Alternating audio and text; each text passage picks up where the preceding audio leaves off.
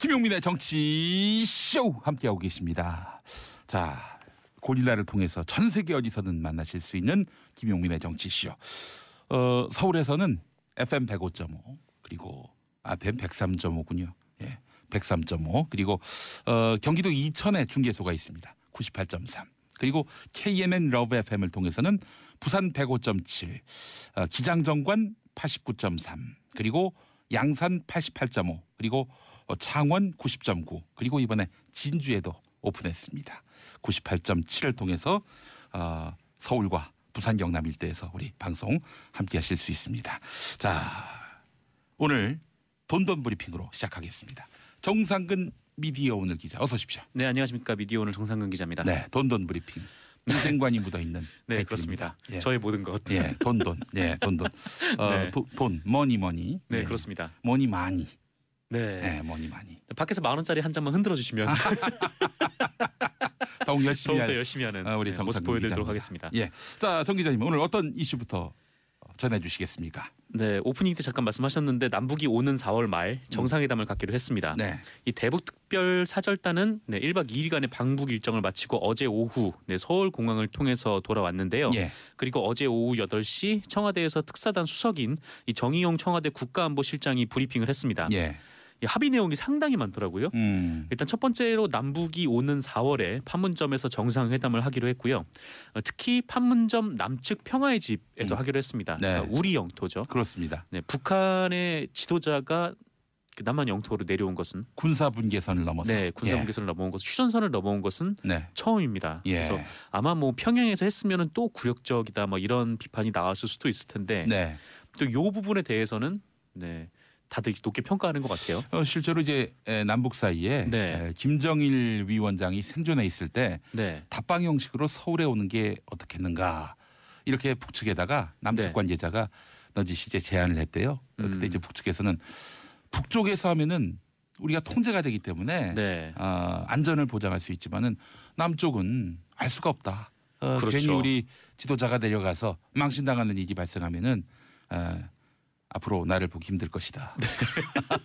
나는 이 세상 사람이 아니기 때문에 네. 그런 식으로 말했다는 그런 설이 있었습니다. 여러 가지가 절묘하게 섞여 있는. 예. 평화의 집은 아무래도 통제 구역이고 그렇죠. 그렇지만 또 남쪽 영토기 때문에 네. 절묘하게 또 이렇게 절충을 한 것 같습니다. 그렇습니다. 뭐 예. 예전에 뭐 그래서 아예 뭐 제주도에서 하자 뭐 이런 얘기도 돌았던 걸로 알고 있는데 네. 뭐 그건 2007년 그때 상황이고요. 네. 지금은 이제 판문점 평화의 집에서 예. 이렇게 하기로 했습니다. 또 이제 그런 얘기도 있어요. 그 김정일 위원장이 그 사실 북한 영토 밖을 나갔다는 이야기 많이 듣기 힘들었습니다. 네. 왜냐하면 또 이제 만약에 나갔다가 별난이라도 일어나면 그럼 참 골치 아픈 일이 발생하거든요. 네, 그래서 그렇습니다. 사실은 이 북한 지도자가 북한 영토 밖을 나간다는 것은 굉장히 부담스러운 일이었다라는 게 또 북쪽의 사정인 것 같습니다. 네. 근데 어쨌건 넘어오는 거죠. 이 몇백 미터 되지는 않지만. 네, 그렇습니다.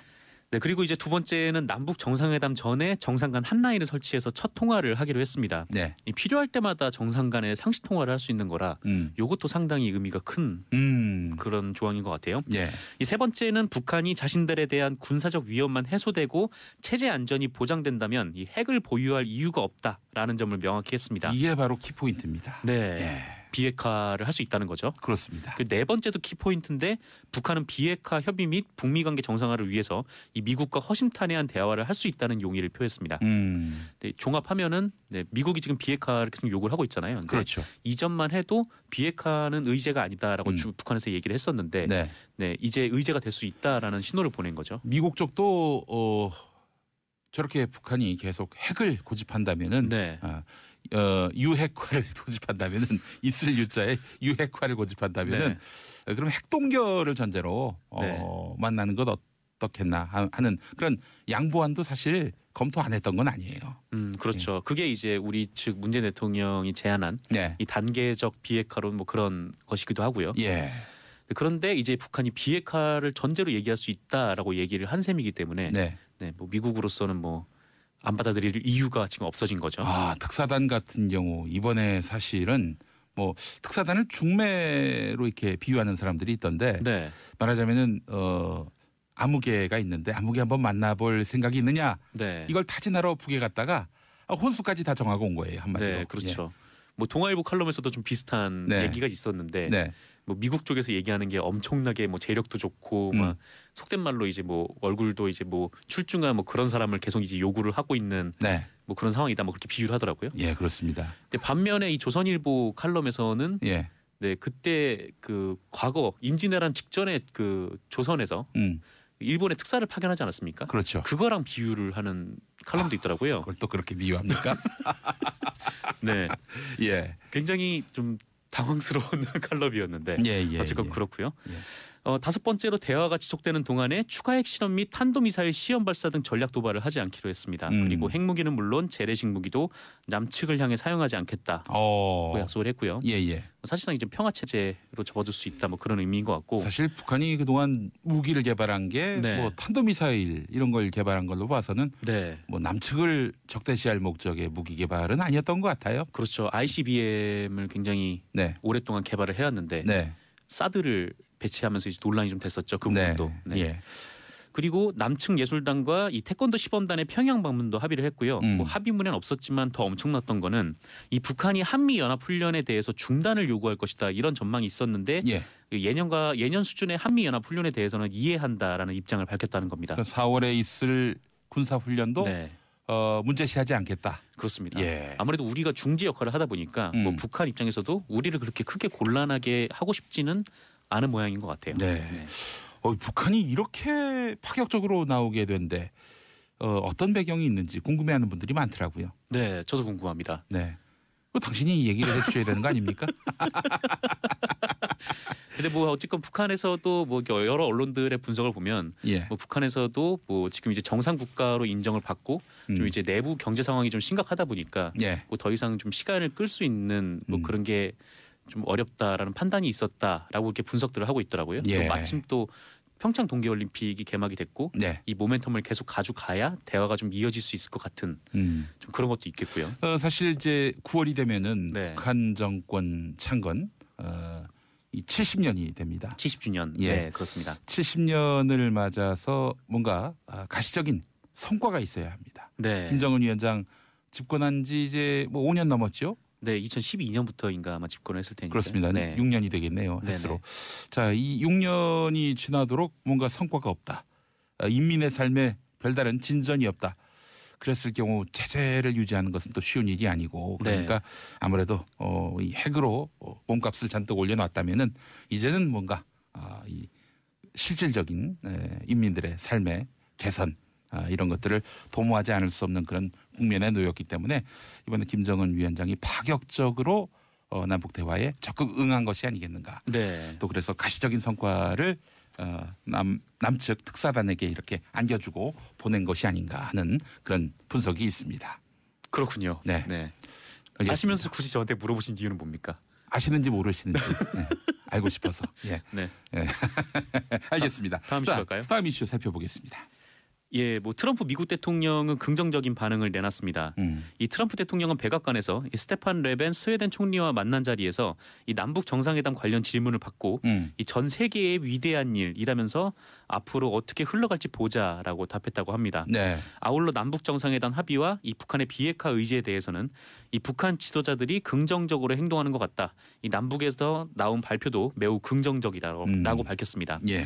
다만 지금까지 북한과 좀 먼 길을 걸어왔다면서 좀 지켜보자는 말도 덧붙이긴 했는데 그래도 반응은 대체로 긍정적으로 나타나서 예. 이제 곧 특사단이 미국으로 가죠. 그 전망도 되게 밝게 예. 지금 보이고 있습니다. 예. 이 주변국들도 입장을 밝혔는데요. 네. 이 중국의 경상 외교부 대변인은 긍정적인 결과라면서 환영한다라고 했고요. 예. 일본의 오노데라 이스노리 일본 방위상은 예. 네, 북한이 핵과 미사일 정책을 바꾸는 것이 확인되지 않는 한 압력을 약화할 필요가 없다. 네, 좀 부정적인 입장을 내놨습니다. 일본만 상당히 뭐랄까요, 좀 회의적이네요. 회의적인 입장을 가진 집단들이 몇 곳 있는데 이제 네. 일본이 있고, 예. 그다음에 정당 중에서는 네. 그 자유한국당, 한국에. 네, 그다음에 언론 중에서는 그 조선일보가 약간 좀 다른 좀 이렇게 좀 우려하는 듯한 목소리를 내고 있습니다. 예, 그래요. 오늘 신문들 반응도 보면은 대체로 조선일보는 상당히 네. 북한의 비핵화 의지에 대해서 의심하더라고요. 네, 그 조선일보는 다른 언론과 제목에서 좀 차이가 있었는데 예. 이 조선일보 3면을 보니까 뭐 북미 대화 해봐야 안다. 뭐 정의용 메모 논란 이런 제목들의 기사들이 좀 있고요. 그리고 뭐 한국 언론이 동행 취재를 못해서 북매체의 일반적인 추정만 지켜봤다. 뭐 네. 이런 기사라든가 뭐 대북 확성기 관련된 기사는 뭐 다른 언론에서는 좀 보기 어려웠던 네. 그런 기사기도 했습니다. 예. 그 어떻게 취재하게 해주면은 잘 보도해줄 마음이 있는 겁니까 그분들 언론들? 뭐 나름의 입장에서야 잘 보도를 나름의 입장. 네, 자기들의 하지 관점에서. 네. 예. 자 그래요. 하여튼 이 언론이 그 신뢰를 얻어야. 네 그렇습니다. 또 국민들의 신망을 얻어야 사실 그런 비판을 해도 국민들이 수긍하지 않을까. 왜 언론은 보도하지 못하게 하는가라고 얘기했을 때 네. 국민들이 수긍하지 않을까 하는 생각을 해봅니다. 그렇습니다. 뭐 같이 가서 이제 취재를 했으면은 더 좋았겠지만 네, 아무래도 좀 외교적 상황이다 보니까 네, 어려움이 좀 있겠죠. 남북 관계에 또 특수성도 있는 것이고요. 네네. 예. 자 장명자님 북에서 불어오는 훈풍이 마음까지 따뜻하게 합니다. 정말 봄이 왔습니다. 네. 때마침 어제는 경칩이었습니다. 개구리가 깨어난다는. 예 그렇습니다. 그런가요? 네. 남북 관계도 이렇게 경칩을 맞았습니다. 그렇습니다. 얼마나 문학적인 표현입니까? 비유가 되게 좋으시네요. 예. 네. 훌륭하지 않습니까? 네, 감동적입니다. 눈물까지 흘리시고. 예, 보셨나요? 자, 서정아님. 제가 아침 6시에 그동안 방송했습니다. 네. 김용민의 뉴스 브리핑 진행했는데 그래서 딴 사람이 해가지고 뭐 제가 어디 딴 데로 갔는지 출마 선언을 했는지 궁금해하셨는데 제가 시간을 바꿨습니다. 네. 10시로 10시. 옮겨왔습니다. 오전 10시입니다. 자 박미진님 두 분 화면이 꽉 차서 보기만 해도 배부릅니다라고 해주셨습니다. 박민진님도 모니터를 큰 걸 사시는 편이에요. 그렇습니다. 지금 보시는 모니터가 너무 좁네요. 네. 예. 자 그리고 현기성님 돈돈 브라더스 왜 돈돈 브라더스냐? 예. 매 시간 저희가 앞에서 얘기합니다. 저희들의 인생관입니다. 네. 청상근 기자님의 인생관입니다. 저희들이 아닌가요? 저는 돈돈이 아닙니다. 네. 예. 자 돈돈 브라더스와 함께하는 돈돈 브리핑. 다음 소식은요. 경남 통영에서 어선 한 척이 전복돼서 아이고. 3분이 숨지고 5분이 실종이 됐습니다. 세상에. 6일 오후 11시 35분께 경남 통영시 좌사리도 남서방 4.63km 해상에서 이 59톤급 쌍끌이 저인망 어선이 전복이 됐는데요. 이 사고 선박에는 선장 이모 씨 등 한국인 6명 그리고 베트남인 5명이 타고 있었습니다. 예.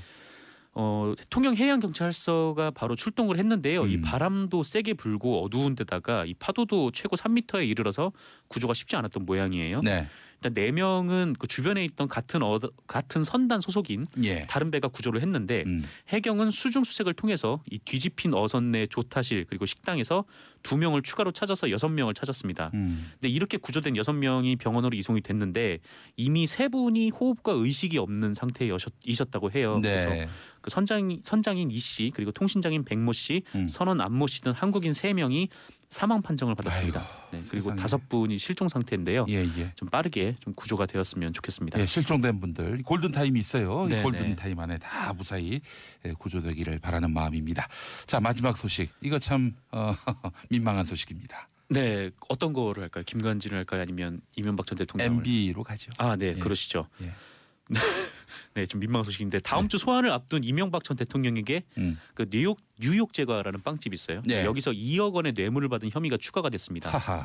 그 6일 한국일보에 따르면 이 서울중앙지검 특수 2부는 이명박 전 대통령 측이 2007년 대선 전후로 ABC 상사 회장 손모 씨로부터 2억 원을 받은 정황을 포착했는데요. 예. 이 ABC 상사가 무슨 회사냐면 예. 이 서울 지하철 2호선 강남역 일대의 그 대표적인 명소로 꼽혔던 이 뉴욕 제과를 인수하고 운영하던 네. 회사라고 합니다. 예. 한마디로 좀 규모가 크긴 하지만 제과점으로부터 뇌물을 받았다라는 셈이죠. 빵집으로부터 뇌물을. 네, 그렇습니다. 네, 빵집까지 이렇게 받으실 필요가 있었을까? 그러게요. 전에는 또 친구한테도 뇌물을 받고. 예, 그렇습니다. 그 대체 이제 대가가 뭐냐? 왜 이 빵집에서 제과점에서 뇌물을 줬을까? 네. 그 검찰은 죄송합니다. 검찰은 이명박 전 대통령 재임 기간 중에 이 빵집 이 제과점 상사 송모 씨가 민주평화통일자문회의에 그 서울시 부의장에 임명된 것에 주목을 하고 있다고 합니다. 역시 자리 때문에. 자리. 근데 이게 알겠습니다. 무보수 명예직이긴 한데 네. 인맥 따지기에 유리해서 정계 진출 통로로 많이 쓰인다고 하네요. 게다가 무보수인데. 김용민의 정치쇼. 네. 2부로 넘어왔습니다. 자, 수요일은 항상 삼변 시대로 여러분과 함께합니다. 법조인의 눈으로 본 대한민국 정치사회 법조 뉴스. 이번 주도 정말 산적한 이슈들이 많은데요. 자, 지난주 삼변시대에 나오셔서 이팔성 씨가 비밀 메모를 정말 말 그대로 씹어먹을 뻔했다. 이런 특종을 터뜨려 주신 우리 김태현 변호사님 어서 오십시오. 안녕하세요. 예. 자랑부터. 좋은 방송이에요. 이번 주도 하나 좀 터트려봐요. 제가요 자랑을 해야지. 제가 원래 이제 삼변시대 오면 항상 또 단독을 또 하지 않습니까? 단독. 지난주에 제가 나와서 예. 공개적으로 2개를 말씀드렸어요. 뭘 말씀드렸냐면 예. 이팔성 씨가 어떻게 조사받았냐? 예. 이병모의 메모가 있었다. 음. 그 조사를 하다 보니까 거기서 이팔성 이름이 나왔고 네. 이팔성을 씨를 조사하다가 집에 압수수색 갔더니 네. 메모지를 뜯어서 먹고 있는 거를 식용될 것도 아니고 뭐. 그래서 이팔성의 비망록이 시상에 나왔다. 이걸 말씀드렸는데 그날 저녁에 이 2개가 다 모 언론사에 단독 보도 나왔습니다. 단독 보도. 예. 그리고 제가 우리 항상 재밌는 얘기는요. 2부에서 3부 나갈 때 광고 나갈 때 제가 백브리핑을 하거든요. 예. 그때 제가 백브리핑에서 지난주에 무슨 말씀을 드리냐면 예. 김선남 의원이 지금 공천한 건 문제가 있다. 한나라당 비례대표. 그 말씀드렸는데 또 그 다음 날 또 언론사 단독 보도로 나왔습니다. 요거는 제가 증언해드릴 수 있습니다. 예. 네, 했어요. 그래서 예. 오늘도 제가 우리 정치쇼 청취자 여러분들 위해서 단독을 하나 말씀을 드려야 되는데 하나 인사 좀 끝나고요. 예. 오늘은 이따가 백브리핑 할 때 하려고요. 백브리핑. 파장이 있을 것 같아요. 예, 알겠습니다. 자, 그래요. 이따가 또 특종 기대하고. 자, 이번엔 삼변시대 패셔니스타. 비교 대상이 삼변입니다. 다른 분들하고. 이거 아니에요. 예. 웬만하면 여기보다 좀 괜찮은 많이. 자, 우리 피플문 백성문 변호사님 네, 어서 안녕하세요. 오십시오. 백성 변호사입니다. 반갑습니다. 이름이 굉장히 좋습니다. 피플문. 예. 그래도 출마할 때 만약 출마하실 일 있으면 피플문으로 미셔도 되겠어요. 백성. 와 처음 들어봤어요. 아니요. 태어나서 지금까지. 왜냐면요. 제가 이 백성문 이름을 가지고 제가 만든 원래 고등학교 1학년 때부터 친구거든요. 그렇습니까? 예. 그래서 제가 만든 별명이 있는데 네. 방송에서 할 수가 없는 별명이에요. 근데 피플문이라는 이게 좋게 평가를 해주시네. 난 이 생각을 못했어요. 저는. 피플문으로는 출마돼야 되겠네. 이거 보니까 뭐 좋네요. 이게 제가 만든 거랑은 이름입니다. 실적으로 다릅니다. 선거 친화적인 이름이에요. 소개전이긴 한데 별명이면 혹시 백 변호사님 문빠세요? 전세모. 알겠습니다. 자, 이번에는 대한변협에서 거부당한 워낙 큰 분이라서 감히 대한변협이 끌어안을 수 없는 큰 판사. 정치쇼 청취자들 마음속에는 이미 변호사 이정열 전 판사님 어서 오십시오. 안녕하십니까. 근데 왜 다른 분은 현직인데 저는 왜 전직으로 소개해 주세요? 그럴까요? 예. 그러면 현 법무법인 동안의 사무장입니다. 사무장. 예, 알겠습니다. 두 분은 변호사를 대표하시고 또 한 분은 사무장을 대표하시고. 아니, 삼변 시대인데 왜 변호사님을 부르시지? 사무장을 부르셨어요. 사무장인데 변호사보다 더 잘 알아. 그게 함정이죠. 알겠습니다. 저는 이제 피의자계를 대표해서 피의자계를 대표해서 제가 나왔습니다. 예. 자, 오늘도 세 분이 똘똘 뭉쳐서 정말 재미난 삼변 시대 기대하겠습니다. 자, 특종 뭐 하나 좀 푸시죠. 일단 상황 좀 보고 제가. 상황 보고. 일단 알겠습니다. 제가 백브리핑 해드릴게요. 예, 알겠습니다. 백브리핑. 자, 백브리핑 제가 김 변호사님 저렇게 비싼 티 내시는 분이 아닌데. 요즘에 굉장히 비싼 척해요. 지난주에 단독 2개 그날 저녁에 메인 뉴스에 딱 방송 하나씩 나왔죠. 근데 이거 백브리핑한 거 업무상 비밀 누설은 아니죠? 아니죠. 좀 다 비공무상 비밀 누설. 그냥 한 며칠 빨리 말씀드리는 업무가 방송이시라서. 그런가요? 그런가요? 알겠습니다. 자, 안희정 쇼크 정말 오늘도 충격파가 계속되고 있습니다. 성폭행 의혹에 대한 수사가 시작됐다고 하는데 수사가 시작됐다는 보도가 있고 내사가 시작됐다는 보도가 있는데 수사와 내사는 다릅니까? 같습니까? 그러니까 수사 전 단계 내사라고 보시면 돼요. 그러니까 그저께 광의의 수사. 그저께 사실 김지은 그 당시에 이제 수행비서 시절에 안희정 지사에게 이제 8개월 동안 한 4차례 정도 성폭행을 당했다라는 정말 충격적인 폭로가 있었죠. 사실 저는 그거를 한 1시간 전쯤인가 이제 누가 카카오톡으로 보내줘서 저는 그냥 맨 처음에 어떻게 생각했냐면 안희정 지사가 뭘 당했다는 거야 이렇게 느꼈을 정도로 안희정 지사는 굉장히 좀 깨끗하고 좀 이렇게 성실하고 이런 이미지였잖아요. 그래서 국민들이 굉장히 충격에 빠졌던 것 같은데 새로운 시대의 감수성이 있다 이런 평가를 받아왔어요. 극단적으로 다음 대선에 거의 1순위라는 얘기가 돌 정도로 많은 국민들로부터 그래도 굉장히 인정받는 정치인이었는데 말 그대로 한 방에 갔죠. 사실은 이제 이번 더불어민주당 당대표 선거에서 이분이 나오면 확실하다. 그랬죠. 이런 얘기도 나왔고. 그래서 이제 일단 그런 폭로가 나오니까 바로 다음 날 이제 충남지방경찰청에서 내사에 착수를 한 겁니다. 그러니까 이제 지금 그냥 방송만 나갔을 뿐이지 뭐 아무것도 없잖아요. 예. 그럼 이제 사전적인 조사나 자료 점검을 좀 하고 네. 그다음에 이 김지은 씨를 좀 이렇게 접촉을 해서 내용 좀 확인하고 그런 걸 좀 모은 과정 이후에 이제 수사가 진행이 되는데 문제는 이제 이 김지은 씨 이제 대리인이 어제 서부지검 맞죠? 서부지검에 이제 정식으로 고소장을 넣었죠. 고소장을 넣었고요. 그래서 이제 수사가 진행되는 건지 피할 수가 없는 상황이고 내용은 겁니다. 이제 보통 우리가 성폭행이라고 하면 예. 넓게 보면 이제 일반적으로 제일 많이 하는 죄가 이제 강간죄잖아요. 예. 그건 이제 폭행이나 협박이 수반되는 거고 네. 이번에 문제 제기한 거는 그 강간죄가 아니고 업무상 위력에 의한 간음죄입니다. 그 좀 어렵죠. 근데 우리가 알고 있기는 성폭행을 당했다로 알고 네. 있는데 강간이 아닌 네, 겁니까? 아닙니다. 그러니까 제목이 아니에요. 그러니까 이게 뭐냐면 예. 이제 우리가 아는 일반적인 강간죄로 처벌하지 못하는 그런 공백이 있잖아요. 생각을 해보면 이렇게 지위가 높은 사람이 네. 그 지위와 권위를 이용해서 예. 실제로 때리거나 협박은 안 했는데 네. 좀 이 사람의 의사에 반해서 성관계를 갖는 경우 이런 걸 처벌하는 죄가 업무상 위력에 의한 간음죄예요. 그렇군요. 그러니까 위력이라는 게 힘입니다. 힘. 내가 파워. 만약에 이분이 나한테 성관계를 요구했는데 내가 거절했을 경우 예를 들어서 잘릴 수 있겠다. 네, 그렇죠. 이익이 없어지겠다. 지금 요즘에 나오는 미투의 대부분이 이 권력형 성범죄 이게 대부분이 업무상 위력에 의한 간음죄입니다. 그렇다면 이윤택 감독에게 피해를 입었다는 여성들도 그것도 만약에 이제 그 공소시효 안쪽에 있는 것 아니면 그다음에 고소기간 도과되지 않은 것, 그러니까 친고죄 폐지된 2013년 6월 19일 이후나 아니면 그 전에 상습 성추행으로 볼 수 있는 것들이 있으면 그것도 업무상 위력에 의한 추행이나 간음이 될 수 있는 거죠. 그렇군요.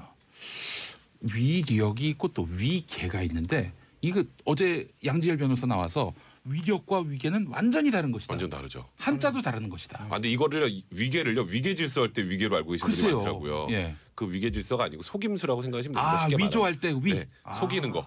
이런 거죠. 예. 폭행 협박보다 이제 강간죄는 폭행 협박에서 있잖아요. 네. 폭행보다 한 단계 낮은 게 위력, 협박보다 한 단계 낮은 게 위계라고 하는데 네. 예를 들면 이거 예. 정말 예예요. 예. 안희정 지사가 예. 일단 전 지사는요. 안희정 전 지사가 이제 김지은 비서하고 이제 뭐 이렇게 관계를 맺기 전에 예입니다. 예. 만약에 안희정 지사가 야 너 내 말 안 들으면 또 자른다. 이러면 이건 위력에 들어가는 거고. 위력. 네, 예, 이쪽 예. 그렇게 보시면 되고. 예. 그게 아니라 야 너 내 말 잘 들으면 나중에 4년 후에 나 청와대 들어가면 같이 들어가는 거야. 그러니까 이렇게 얘기하면 그 위계. 이런 식으로 보시면 돼요. 그러니까 약간 유혹이나 유인 요건 이제 위계 쪽으로 보시면 되는 거고. 네. 그리고 약간의 협박성 멘트가 들어가면 위력으로 보시면 돼요. 아주 쉽게 그냥 예를 들어서 말씀드립니다. 그런 말을 안 하더라도 그런 느낌을 갖게끔 만드는. 그러니까 그게 이제 문제인데, 그러니까 이제 김지은 씨 인터뷰 전문을 제가 꼼꼼히 봤는데 일단 뭐 폭행 협박했다는 얘기는 없어요. 그러니까 이제 수사기관도 강간죄 얘기는 안 하는 거 아니겠습니까? 예. 근데 다만 이제 범죄가 성립될 수 있는 그 부분은 뭐냐면 내가 이러시면 안 된다고 그랬는데 말을 한번 했다는 거예요. 예, 예, 그런데 지사님이기 때문에 내가 거부할 수 없었다. 그러면서 평소에 안희정 전 지사가 본인에게 너는 내 비서고 수행비서니까 내 얘기를 들어야 된다. 남들이 다 노라고 해도 너는 예스라고 해도 이런 얘기를 평소에 했다고 이제 본인이 얘기를 하지 않습니까? 예, 예. 그러니까 거부할 수가 없었다. 그 사람은 지사고 나는 이 수행비서 이런 얘기를 합니다. 예. 그렇기 때문에 이제 업무상 위력 또는 위계를 이제 생각을 하는 거고 실제로 위력이 될지 위계에 될지는 그 당시에 서로 어떤 멘트가 있었는지는 봐야 되는데 네. 일단 어저께 피해자들이 고소한 죄명을 보니까 예, 예. 추행 부분은 업무상 위력에 의한 추행으로 보는 것 같고 예, 예. 가는 부분은 위계로 이렇게 이제 제목을 썼더라고요. 네. 그러니까 실제로 성관계 하기 전에 이제 일종의 어떤 그런 대화들은 예. 아까 제가 말씀드린 그런 너 내 말 잘 들으면 예. 뭐 잘 될 거야. 예. 뭐 나 나중에 이렇게 되면 너도 잘 되는 거 아니겠어? 뭐 예. 이런 류의 아마 멘트가 들어가지 않았을까 싶어요. 현재까지 추정은요. 집권은 대박이다. 예? 그래서 그래 집권은 대박. 나도 대박, 너도 대박, 위아도 대박. 뭐 이런 예. 얘기를. 예. 근데 일단 그 고소장 내용만 보면 그런 이유가 들어갔을 거로 추정을 하는 거고 하지만 아직까지 이제 안희정 지사가 조사 끝난 건 아니니까 예, 예. 법적인 판단은 조금 이제 우리가 딱 단정할 수는 없죠. 대신 분위기상으로는 예. 김지은 씨가 이제 방송에서 했던 멘트들을 쭉 종합해 보면 이건 위계 쪽보다 위력에 더 가깝습니다. 저는 그럼 정확하게 그 부분을 좀 확인을 해봐야 될 것 같아요. 자, 이정열 전 판사님, 저는 사실 궁금한 게 이게 무슨 서로 간에 어떤 대화가 오갔는지, 뭐 문자가 주고받은 거면은 그게 확실한 증거가 되겠지만은 그냥 뭐 대화 속에서의 그런 소통들을 그 법정에다가 증거로 내세울 수는 없는 거 아닙니까? 그냥 기억에 의존해서 하는 건데 이거를 이제 가해자가 악용, 오용할 가능성은 없을까요? 그럴 수 있죠. 그러니까 뭐 녹음을 하지 않고서야 무슨 말이 오갔는지. 지금 아까 이제 김태현 변호사님께서 아주 정확하게 지적을 해주셨는데 이제 그 위력 업무상 위력이라고 하는 거에 대해서 정의를 대법원이 내리고 있는 게 있어요. 98년도에 나온 이게 막 리딩 케이스 같은 판례인데 여기에 보면은 이제 이 위력이라고 하는 이 업무상 위력에 있어서 위력이라고 하는 게 피해자의 자유 의사를 제압하기에 충분한 세력. 그러니까 이게 무슨 말이냐면 강간 같은 경우에는 성폭행 같은 경우에는 피해자의 한 거를 불능하게 하거나 그러니까 저항을 어렵게 하거나 못하게 하거나 아예 뭐 아니면 어렵게 하는 곤란하게 하는 그런 정도 수준을 요구하는데 이 업무상 위력에 의한 성범죄에 있어서는 그냥 자유 의사를 억압할 정도면 충분하다라는 거예요. 근데 이런 게 어느 때냐면은 이런 경우가 판례에 의하면 유형적이든 무형적이든 묻지도 않고 폭행 협박뿐만 아니라 사회적, 경제적, 정치적인 지위나 권세를 이용하는 것도 가능하다. 이렇게 표현하고 있거든요. 그러니까 문제는 이제 일단 지위 자체가 지사고 비서다 이것만으로도 지금 여기에 포섭이 되게 돼 있어요. 그렇죠. 지금 두 사람이 어떤 대화를 나눴는지 그건 중요하지 문제는 않고. 이제 중요한 건 뭐냐면 그렇더라도 문제는 이제 이런 지위를 이용한다라는 그런 생각은 있어야 돼요. 그러니까 이게 이제 고의의 문제인데 주관적인 의사의 문제인데 아까 말씀하신 앵커께서 말씀하신 그 문자 이런 것들을 이제 가지고 과연 이 당시에 이 지위를 이용해서 성범죄를 저지른다는 그런 의사가 있었느냐. 그러니까 그런 의사는 없었다라고 하는 그런 것을 주장하기 위해서 이제 아까 악용이라고 표현하셨는데 그렇게 쓸 수는 있는 거죠. 그러니까 이게 상하 관계에서 연애할 수도 있잖아요. 뭐 그런 것까지 지위 그런 게 때문에 이제 드라마에 많이 나오지 그렇죠. 않습니까? 그것 때문에 지위로 이용해서 이걸 뭐 위력에 의한 간음이다라고 할 수 없으니까 그런 부분을 입증하기가 좀 어찌 보면 쉽진 않죠. 그러니까 이 성범죄 관련해서는 대부분 좀 내밀한 관계에서 벌어지는 거지 뭐 사람들이 보는 데서 하는 게 아니잖아요. 근데 이번에 일단 안지사 측 입장문을 좀 보면요. 최초에 김지은 씨가 이제 폭로를 했을 때 이제 비서실에서 나온 멘트는 이거였습니다. 부적절한 성관계는 있었지만 강제로 한 건 아니다. 그거는 이제 말 그대로 그거는 좋은 감정으로 했다. 다만 불륜이긴 해도 불륜이었다. 그러니까 쉽게 말하면 불륜이지만 이거는 강제로 한 거 아닙니다. 였는데 안지사가 그 다음 날 이제 새벽에 입장을 내놨죠. 비서실의 얘기는 잘못됐다. 근데 비서실의 얘기는 잘못됐다는데 구체적으로 그 다음엔 없어요. 그러니까 안지사 얘기는 그래 내가 업무상 지위를 이용해서 부적절하게 이건 범죄 행위에 해당하는 걸 했다라는 의미인지 아니면은 그냥 그 비서실 의미에 틀렸다는 게 뭔지 아직은 정확하게 추론되지 않는데 안지사가 그 부분을 만약에 시인을 한다면 그건 자백이 되니까 자백이 되면은 뭐 이거 수사 과정에서 크게 문제가 없을 텐데 이제 안지사가 만약에 이제 소환이 돼서 이제 그 강제성 부분이나 업무상 위력 부분을 부인하면 그러면 또 좀 복잡해질 수도 있는 거죠. 저는 안지사의 입장을 법률적 의미에서의 범죄에 대한 자백이라고 보지 않아요. 저는 그냥 도덕적인 정치적인 책임을 지겠다고 봐요. 저는 그렇게 봐요. 왜냐하면 문구 자체가 일단 모든 게 다 제 잘못입니다는 얘기는 정치인들이 무슨 일이든 생길 때는 일단 자동적으로 나오는 게 모두 다 제 잘못입니다. 제가 책임지겠습니다. 이겁니다. 그러니까 이제 안지사 입장에서 보면 첫 번째 멘트 비서실 통해 나갔던 멘트 합의한 건데 하긴 했는데 합의한 거야 이거. 이게 사실은 모든 성범죄자의 의혹을 받고 있는 사람들이 가장 하는 멘트가 이거거든요. 하긴 했는데요. 강제는 아닙니다. 합의했으면 이거. 이게 모든 사람이 검사 앞에나 판사 앞에나 변호사 앞에 한 얘기 이겁니다. 그러니까 자동적으로 그 반응이 나왔고 비서실에서 그거에 대해서 워낙 집권 여당인 더불어민주당에서조차가 최고위원회에서 안 좋은 이거 말이 되냐는 얘기가 나왔지 않습니까? 그러니까 사면초가에 몰린 상황에서 일단 정치적인 책임 문제만 인정하면서 위기를 좀 벗어나려 했던 것 같아요. 그러니까 내가 도덕적인 책임, 정치적인 책임을 지겠다는 것이지 법정에서 내가 자백할까? 저는 그건 아니라고 봐요. 그 예면에 흐르는 뉘앙스는. 그래서 아마 이게 수사가 시작이 되면 안전지사 입장에서는 상당 부분 다툴 가능성이 높아요. 왜냐하면 안전지사 입장에서 보면 제가 뭐 두둔하고 이런 문제가 아니라 그 문구에 뭐 마지막에 정계 은퇴가 아니라 정치 활동을 중단하겠습니다 썼거든요. 중단은 재개 가능성을 내포하고 있는 거 아닙니까? 그 얘기는 만약에 안전지사 입장 생각입니다. 내가 지금 이걸 법적으로 다 자백했다. 제가 위력에 의한 간음 어떻게 되죠? 구속입니다. 끝나는 거예요. 인간으로나 정치인으로나. 근데 안전지사 입장에서 내가 이거를 뭐 무혐의를 받거나 법정에서 무죄가 되면 내가 불륜을 저질렀을지언정 성범죄자는 아니다. 그렇다고 보면 혹시 나중에 제기할 수도 있지 않을까라는 생각을 하는 것 같아요 지금. 그래서 아마 정치활동 중단이라는 단어를 쓰는 것이고 네. 아마 경찰에서부터 상당 부분 저는 아마 무혐의를 저는 다툴 것으로 봅니다. 아마 잘 될지 안 될지 모르겠으나 안희정 전 지사의 전략, 법정 전략 뭐 예단하는 것은 좀 무리일 수도 있겠지만은 그 지금의 어떤 어제 입장문 발표라든지 그 전날 도청 비서실에서 나왔던 그런 입장문들 종합해 봤을 때 어떻게 돌파할 것으로. 그러니까 일단은 조금 전에 말씀하셨던 것처럼 일단 이 뭐 소나기는 피해야 되지 않겠습니까? 예. 그래서 지금 일단 안희정 지사도 연락 다 끊고 그 SNS에 하나 딱 올려놓고 다 인정하는 것 같기도 하고 아닌 것 같기도 하고 하는 글을 올렸는데 근데 법정에서는 지금 조금 전에 김태현 변호사 말씀하셨던 것처럼 그러니까 쉽게 말해서 나 내 도지사직 그거 이용해 가지고 그걸 가지고 이제 이 사람을 좀 억압해서 아까 자유의사라는 표를 썼는데 그런 것까지 억압해서 한 게 아니고요.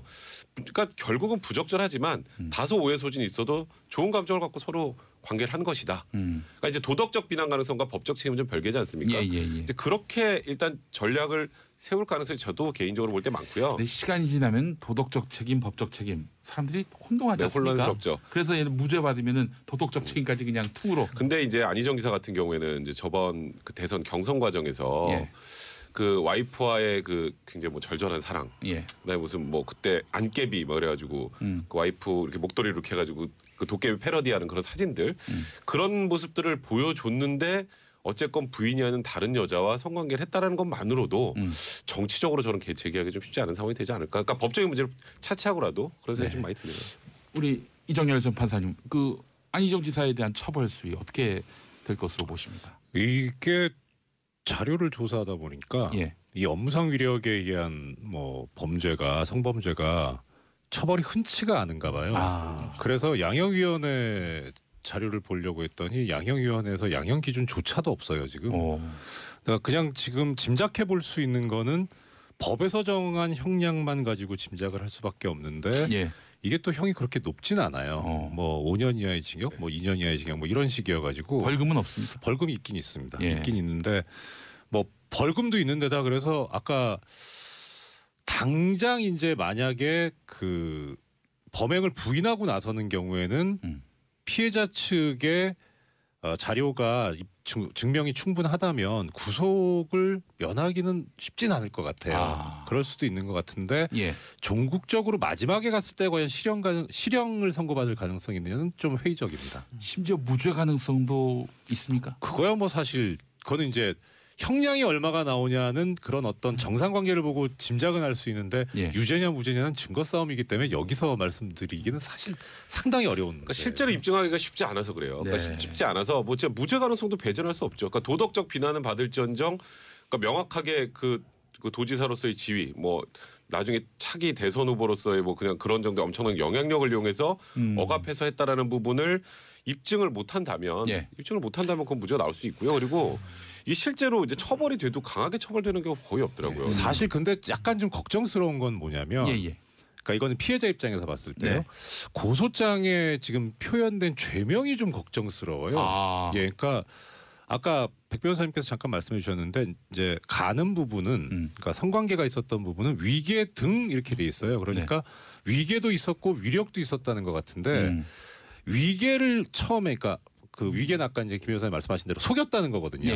속인 걸 먼저 드러냈다는 게 그게 우선순위라는 게. 뭘 속였다는 거죠, 그게? 그건 알 수 없죠. 그건 알 수 없어요. 그러니까 김진 씨가 얘기한 거에 없었어요. 네, 없었어요. 그래서 오히려 인터뷰 내용으로서는 더 정확한 거는 위력인 것 같은데 왜 저거를 전면에 내세우지 않고 위계를 전면에 내세웠을까라는 게 상당히 좀 석연치는 않아요. 이게 그러니까 저 수사기관도 굉장히 힘들 겁니다. 이거 일반인이 아니잖아요.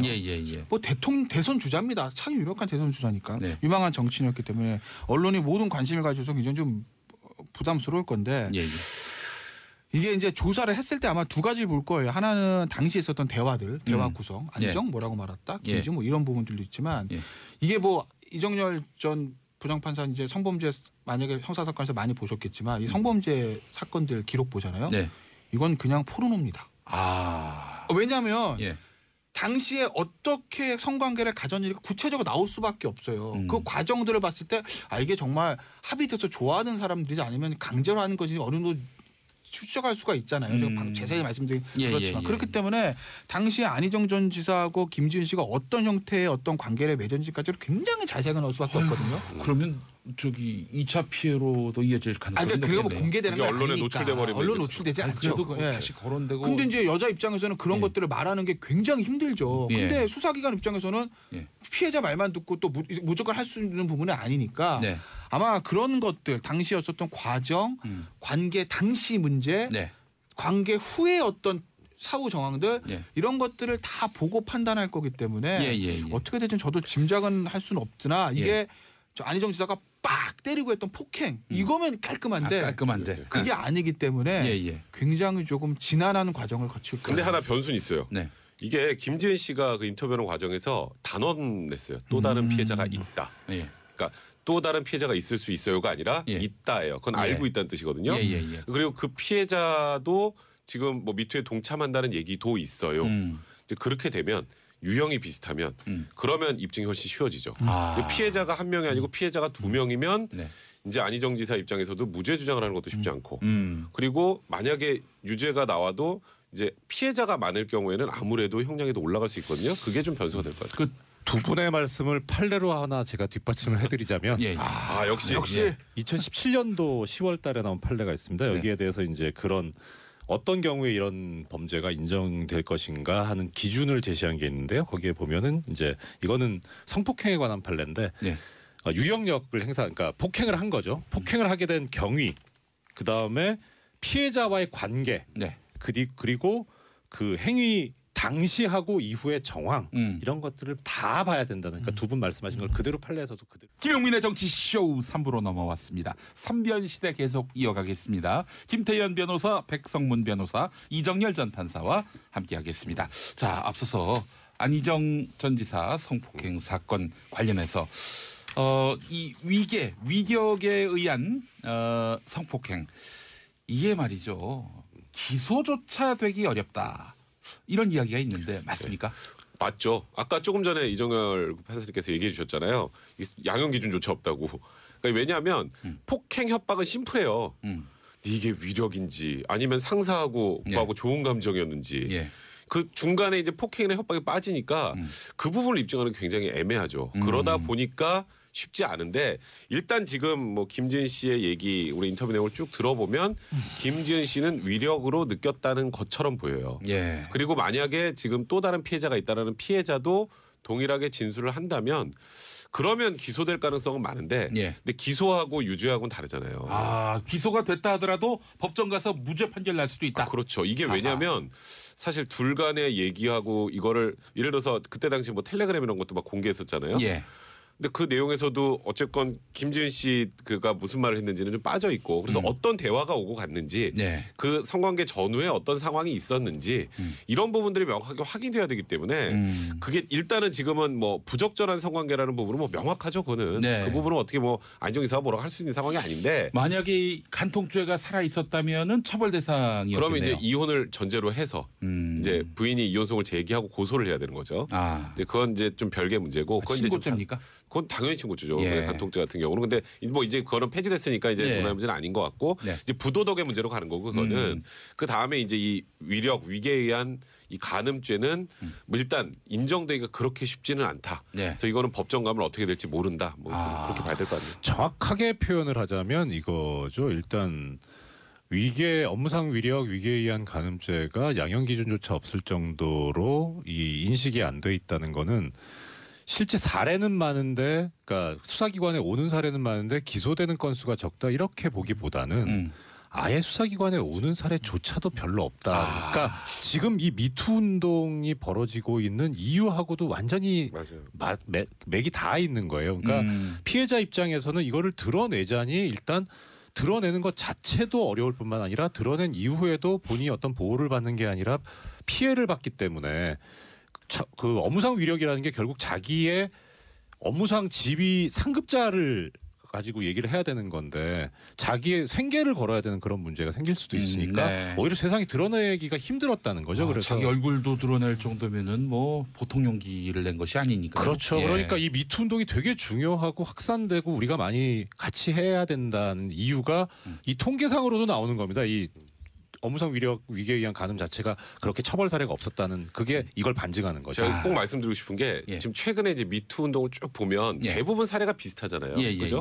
근데 유명인들은 뭐 유죄건 무죄건 간에 사회적으로 엄청난 지탄을 받기 때문에 그래도 이 피해자들이 해볼 만한데 쉽게 말하면 이제 그냥 일반 직장 내 보세요.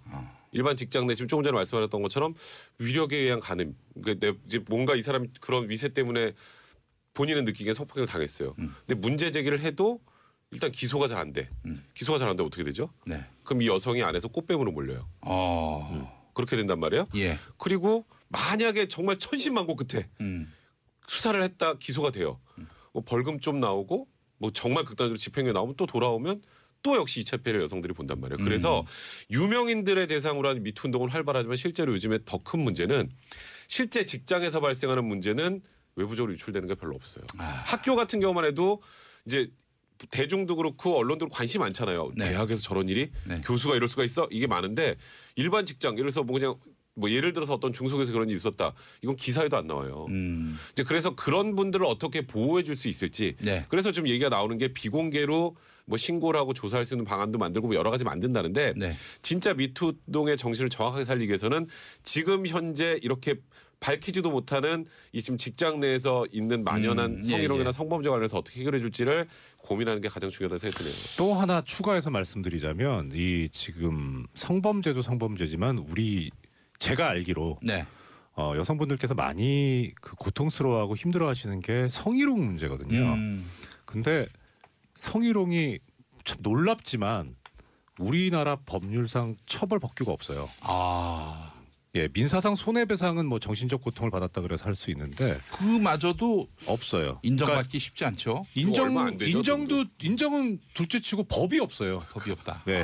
그러니까 이게 엄청난 사각지대인 거죠. 지금 하나 이제 법이 있다면은 18세 미만인 아동에 대해서 성희롱을 하는 경우에는 처벌 법규가 있는데 청소년 보호법, 아동복지법. 근데 그 외에는 처벌 법규가 없습니다. 법제도가 보완이 돼야 한다 이 말씀인데. 그렇죠. 알겠습니다. 자, 우리 방송 들으시는 분들 중에 여성분도 계시고 또 남성이지만은 또 약자의 위치에 계신 분도 계실 테고요. 자, 이 어디선가 또 위험에 처할 수 있는 분들을 위해서 만약 피해 상황에 처했을 경우 성폭력 피해를 입었을 경우 어떻게 대처해야 할지 법률적으로 좀 조언 좀 해주시겠습니까? 그러니까 빨리 신고하는 게 가장 좋아요. 신고 어디다? 수사기관에. 수사기관, 경찰. 그리고 여성단체 도움을 청하는 것도 마찬가지고. 왜냐하면 이제 이게 강간죄라는 게 변호사들도 사실 힘들고 판사도 힘들고 검사도 힘들고. 왜냐하면 방 안에 두 사람이 있는데 뭐 CCTV가 있는 것도 아니고 녹음을 하는 것도 아니고 어떤 상황에서 두 사람의 관계를 가지게 되는지 두 사람의 진술밖에 없거든요. 그렇죠. 그러니까 그 진술을 계속 조사를 받으면서 진술이 미묘하게 변하지 않나 누구 말이 더 말이 되나 신빙성 이걸 따져볼 수밖에 없다고요. 그러니까 굉장히 어렵습니다. 수사하기도 어렵고 변호하기도 어렵고 판단하기도 어려워요. 그러니까 이제 그런 거를 볼 때 가장 중요한 게 당시의 상황 시작하기 전 문제 그리고 이제 사후 정황이거든요. 예를 들어서 여자가 이거 문제가 있는데 이거 그리고 바로 신고를 했는지 아니면 뭐 그냥 잘 생활을 하고 한 몇 개월 지나다가 갑자기 저 남자애가 잘 사는 거 보니까 이거 안 되겠는데 하고 신고를 했는지 이게 굉장히 중요하다라는 거죠. 그러니까 내가 원치 않는 성관계를 가졌다. 이거 나는 분명히 동의를 하지 않았는데 약간의 유형력이 동반돼서 억지로 이렇게 했다라고 하게 되면 바로 신고하시는 게 맞죠.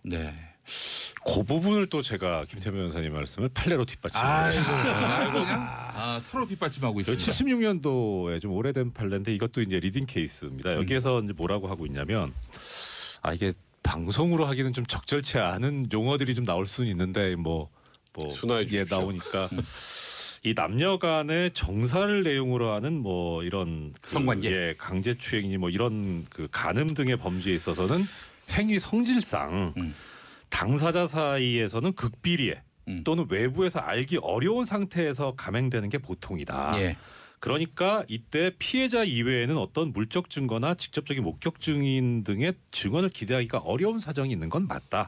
그러니까 이런 범죄는 피해자가 이 피해 전말에 대해서 하는 증언을 토대로 하고 그다음에 범행의 전후 사정에 관한 재반 증거를 종합해서 그래서 범행이 있었는지 여부를 판단을 해야 된다. 이런 기준을 제시하고 있습니다. 그것도 역시 애매모호하네요. 그렇죠. 근데 이제 뭐 사례를 쭉 한 판례 한 몇십 개들 이렇게 쭉 봐서 보면 네. 이것이 있습니다. 그러니까 가장 중요하게 생각하는 게 그거예요. 뭐 혹자들은 이제 얘기하는데 뭐 반항하지 않았으면은 무죄 받는 게 말이 되냐? 가해자가. 예. 근데 그건 상당히 좀 과장된 거고요. 제일 중요하게 지금 법원에서 보고 있는 거는 범행 후에 어떤 행동을 취했냐예요. 그렇죠. 그러니까 이게 굳이 성범죄뿐만 아니라 뭐 예를 들어 뭐 절도도 그렇고 뭐 강도도 그렇고 이런 신체적인 물리력이 동반되는 경우에는 피해자가 그 끔찍한 순간을 기억하기 싫기 때문에 빨리 현장을 이탈하는 게 일반적이거든요. 그런데 뭐 이런 어떤 뭐 이렇게 잘못된 일이 있었는데 그 가해자와 함께 그러니까 무죄가 났던 사건들은 보통 그렇습니다. 가해자와 함께 2시간 이상 더 오래 있었다던가. 뭐 아니면 그 이후에 바로 뭐 라면을 끓여줬다는 사람도 있고요. 뭐 하여튼 그렇기 때문에 그런 경우에는 좀 일반적으로 납득이 어렵다라고 해서 무죄를 선고한 케이스들이 많이 있습니다. 피해자라면은 현장을 빨리 떠나는 것이 그렇죠. 그리고 아까 김태현 변호사님 말씀하신 것처럼 그냥 떠나서 묵히지 말고 바로 신고를 하고 더 중요한 거는 일단 증거를 보존해야 되니까 그 얼마 전에 그 신안 그 이제 섬 거기 그 집단 성폭행 사건 그때 그 선생님께서 피해자분께서 하셨던 게 정말 그 당하신 건 아주 안타까운 일이지만 그때 당시에 피해자의 행동으로서는 상당히 모범적인 행동이었죠. 증거를 수집을 하고 절대 뭐 씻거나 하지 마시고. 그 이런 우려를 하는 남성분도 봤어요. 무고를 당할까봐. 뭐 아까 우리 백성원 변호사님 말씀하셨지만은 사내 연애를 했는데 남성이 뭐 상사예요. 또 여성은 이제 그보다는 직급이 좀 아래에 있고 그러다 이제 둘이 잘 연애하다가 만약에 사이가 안 좋아져서 뭐 그런 상황이 발생한다. 심지어 간통하다가 걸리면 그 간통한 상대방이 날 성폭행했다라고 주장하는 경우도 있어요. 그 무고는 굉장히 많은데, 근데 저는 보통 보면 이게 무고가 밝혀진 거 요즘에 이 소위 말하는 뭐 카카오톡인 이런 서로 내용 있죠. 문자 메시지나 이런 거 그런 거를 보면 대충 알아요. 그러니까 그게 이제 말씀드렸던 것처럼 뭔가 강제적이거나 억압된 상황이었으면 좋은 말이 쉽게 서로 안 나가잖아요. 그러니까 상대방 입장에서도 그게 많이 중요한 것 같고 그 다음에 이제 무언가 성폭행이 있었다라고 하는 시점 조금 전에 말씀하셨던 것처럼 그 이후에 둘이 어떻게 지냈는지는 그 회사면 예를 들어서 회사 내 목격자들은 많이 있을 거 아니에요. 그런 부분으로 이제 어느 정도는 해소가 되죠. 근데 다만 이제 걱정하는 분들은 이게 성관계 성폭행이라는 게 둘만 있을 때 은밀하게 진행이 되는 경우가 많기 때문에 목격자가 없잖아요. 어떤 상황으로 진행이 됐는지 그러다 보니까 간혹 이제 무고로 정말 자기는 성폭행한 적이 없는데 처벌을 받는 경우도 간혹은 있습니다. 이제 그런 부분은 이제 수사기관에서 잘 정리를 해줘야죠. 이 정황을 갖고 따질 수밖에 없다. 이런 말씀이고요. 알겠습니다. 뭐 무고도 없어야 하고요. 성폭행 가해도 없어야 하고요. 맞습니다. 우리 사회가 법정의가 살아 숨쉬는 사회가 됐으면 좋겠습니다. 자, 6548번 쓰시는 분 딸가진 아빠로서 요즘 직장 내 성폭력 사례를 보면 정말 걱정됩니다. 진짜 이 세상 딸가진 아빠들은 미투 운동에 동참해야 합니다라고 하셨고요. 서진영님 삼변과 용비 어떤 예능보다도 재밌는 그림이라고 하셨는데 제가 우리 세 분께 너무 쫄아 있습니다. 워낙 제가 배우는 자세로 지금 경청하고 있습니다. 이런 말씀 이제 무고에 해당합니다. 알겠습니다. 자, 지금으로부터 일주일 후에 이명박 전 대통령이 검찰에 소환됩니다. 검찰에 소환되지요. 자, MB가 드디어 이제 검찰에 불려가는데 드디어라는 표현을 많이 쓰더라고요. 뭐 MB 측도 대비하고 있었죠? 그렇죠. 어차피 소환이야 뭐 언제냐가 중요했던 거지. 이제 언젠간 뭐 3월 중순 전에는 대략 소환이 될 것이다라는 관측이 있었고 다만 요즘에 자꾸 처음에 생각했던 것보다 수사가 이렇게 쭉쭉쭉쭉 뻗어나가고 있잖아요. 우리 생각하지도 못했던 삼성에서 소송비도 내줬어? 그러다가 아까 조금 전에 말했던 이팔송회장 이건 또 뭐야? 뭐 이런 것들이 많이 나오면서 어느 정도 정리가 된 다음에 이명박 전 대통령을 불러야 어쨌건 전직 대통령이니까 소환을 여러 번은 못하니 준비를 다 마쳐야 된다라고 했는데 검찰이 준비를 다 마친 것 같습니다.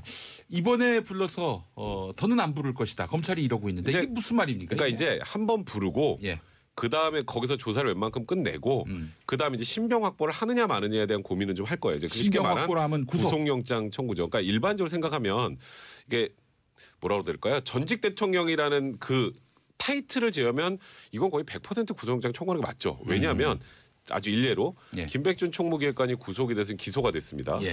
근데 거기에 방조범이라고 명시를 했잖아요. 주범은 이명박 전 대통령이라고. 근데 방조범은 구속하고 주범을 구속 안 하는 경우 봤나요? 그리고 그것뿐 아니라 혐의가 어마어마하게 많아요. 지금 뇌물이라고 지금 일단 검찰에서 보고 있는 게 100억 원대가 되죠. 처음에 그냥 특수활동비로 시작했다가 삼성도 그 소송비 대납 것도 60억까지 올라갔고 거기다가 지금 또 나온 이팔성 회장도 한 20억 5천만 원 있죠. 예. 또 오늘 보니까 뉴욕제가 또 그 ABC 상사 그 사장 또 뇌물 받았다는 얘기도 나오죠. 예. 뭐 계속 나와요. 그 빵집까지 나오니까 지금 이제. 그러니까 이런 상황이라면 뭐 뇌물의 액수, 그러니까 지금 현재 검찰이 바라보는 액수까지 고려하면 원칙적으로 영장을 청구하는 게 맞는데 근데 검찰 입장에서는 지금 어쨌건 전직 대통령 지금 교도소 구치소 있잖아요. 박근혜 전 대통령. 예. 근데 전직 대통령 2명을 다 한꺼번에 보내는 게 정치로 부담이 된다라는 설계가 그런 있잖아요. 있어요. 아니, 있죠. 그때 있죠. 그러니까 이제 그런 부분에 대한 부담을 제외한다면 구속영장 청구하는 게 어찌 보면 너무 당연한 수준이 아닌가 생각됩니다. 영장 청구할 거로 보세요? 글쎄요. 정무적 판단과 법적 판단은 다르겠죠. 그러니까 법적 판단으로 하면은 영장 청구 맞죠. 100억인데 뇌물 혐의가. 검찰이 뭐하러 정무적 판단까지 합니까? 아니 그러니까 제가 뭐 그렇게 하라는 얘기가 아니라 그러니까 지금 검찰 내부에서 이제 구속 수사론과 불구속 수사론 그다음에 야당 말고 이제 여당 쪽의 정치권의 기류도 불구속 수사론, 구속 수사론 좀 양분돼 있다는 거 아니겠어요? 어느 정도 차이는 좀 있겠지만 아마 그런 부분들이겠죠. 이게 제가 봤을 때는 뭐 증거인멸의 우려 도주 우려는 없는 것 같고 뭐 어디 도망가겠습니까? 증거는 다 있는데요, 뭐. 근데 문제는 범죄 혐의가 우려하는 분도 있어요. 혹시 뭐 동남아나 중동으로 가시는 거 아닌가? 출국금지 걸어야 되니까. 걸어야죠. 그러니까 이제 범죄 혐의만 보면 뇌물이 지금 혐의가 100억이잖아요. 다른 건 다 떠나서 혐의가.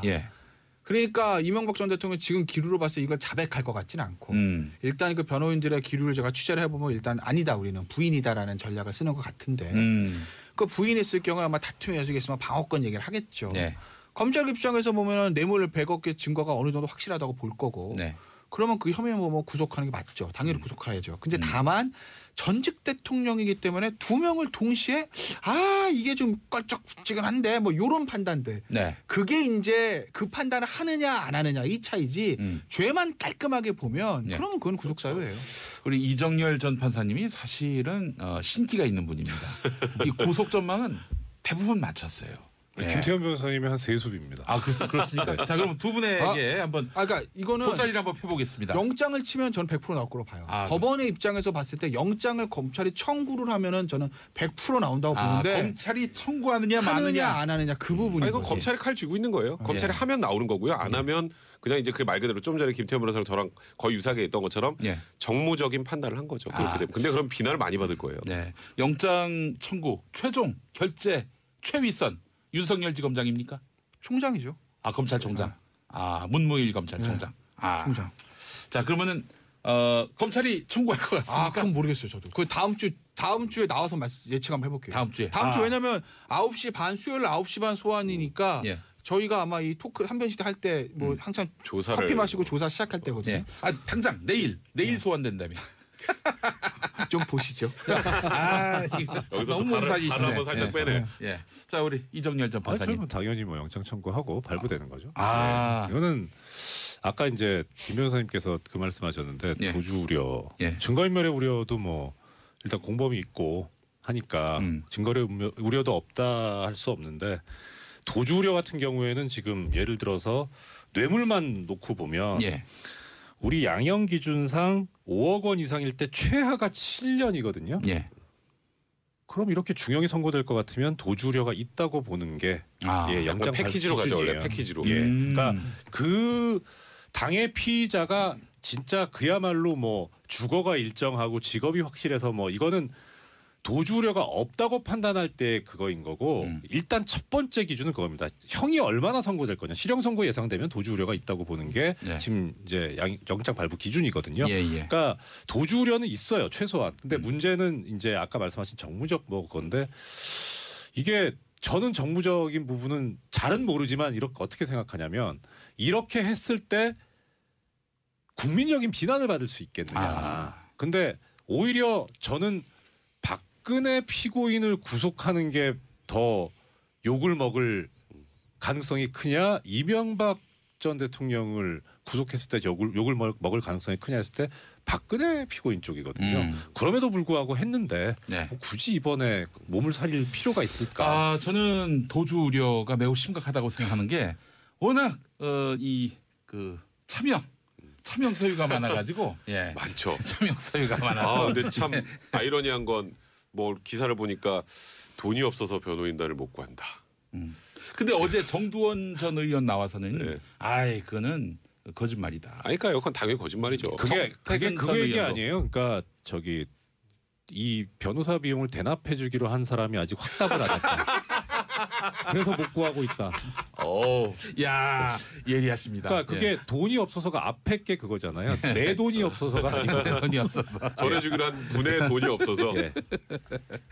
알겠습니다.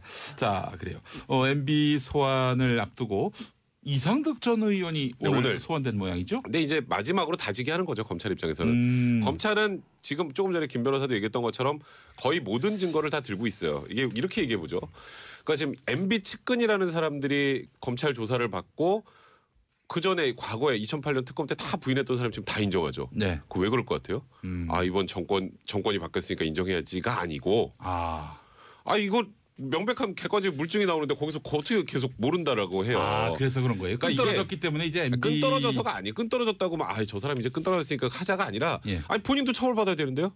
이 사람들도 지금 다 기소되고 구속되고 하잖아요. 예. 그 윗선을 얘기하지 않으면 내가 최윗선으로 몰릴 수 있다. 쉽게 말하면 덤탱이 쓸 수도 있는 거고 거기다가 이렇게 물적 증거가 명확하게 나와 있으면 그게 영포빌딩 지하 1층에서 검찰이 압수수색하고 난 이후부터 확 변하고 생각지도 않은 이런 지금 뭐 아까 말한 소송비 대납이니 뭐 뉴욕제가 이렇게 다 나오잖아요.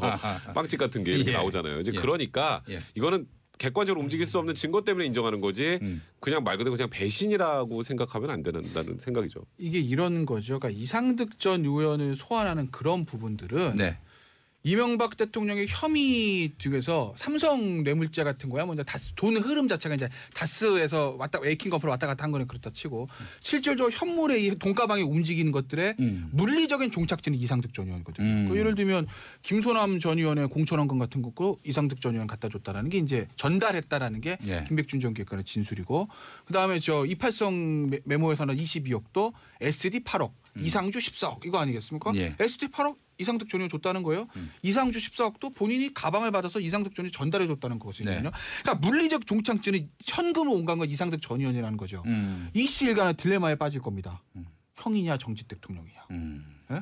검찰은 실질적으로 그 당시에 이명박 캠프의 좌장은 이상득 전 의원이고 물리적으로는 이상득 전 의원이 받았지만 그게 이상득 전 의원을 꿀꺽한 게 아니라 MB랑 쉐어했다. 초선은 MB와 어떤 허락을 받아서 공모했다면 이렇게 보는 걸 거예요. 최순실 박근혜 전 대통령 관계처럼. 근데 그 관계보다 좀 더 돈독하겠죠. 형제고 또 그냥 형도 아니고 완전 파워 있는 정치인이니까.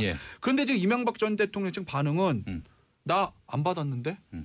나 돈 안 받았어. 나 몰라. 그 돈 나한테 안 와서 이거 아니겠습니까? 그러니까 이상득 전 의원한테 당신이 그럼 꿀꺽한 거야?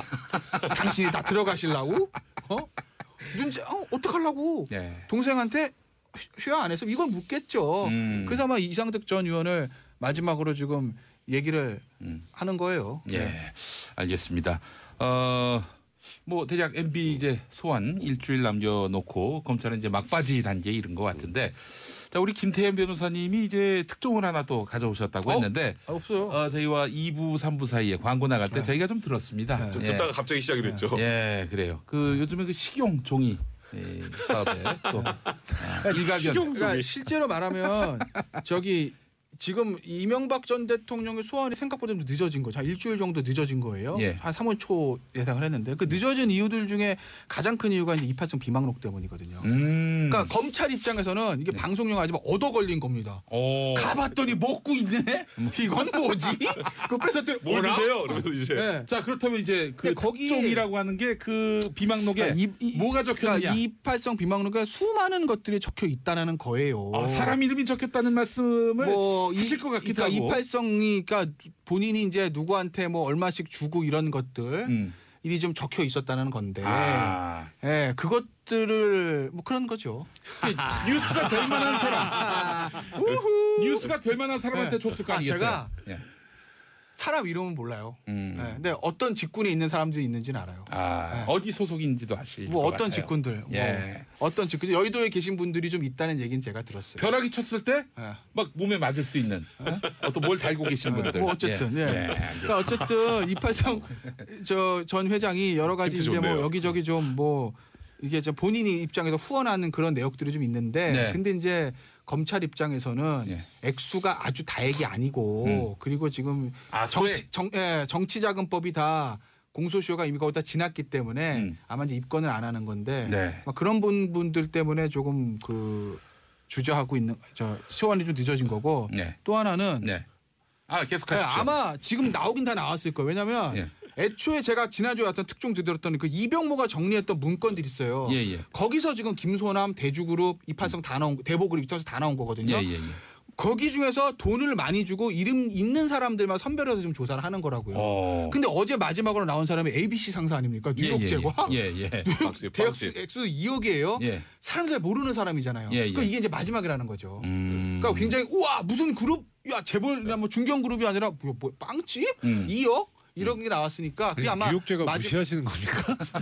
무시하는 게 아니고 어쨌든 맨날 거기서 놀았잖아요. 어렸을 때 뉴욕제가에서 뭐 빵 먹고 그다음에 어디 또 가고 이거 미투인가 이거는? 그래서 굉장히 마지막일 거예요.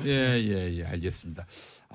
더 많이 있을 것 같은데 어쨌든 뭐 드러난 거는 이 씹어먹으려다만 그런 비망성에 있는 이름들 그 이름이 오른 분들은 알 거 아니에요. 받았으니까.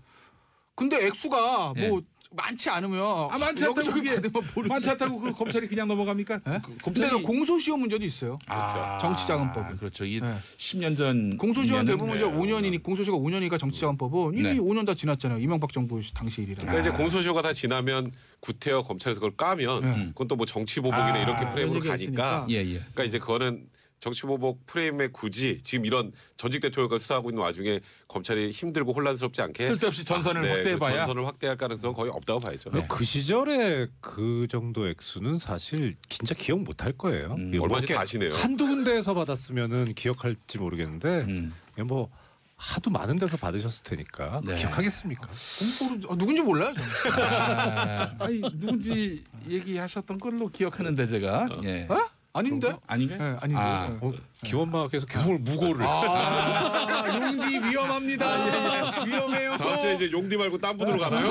위험해요.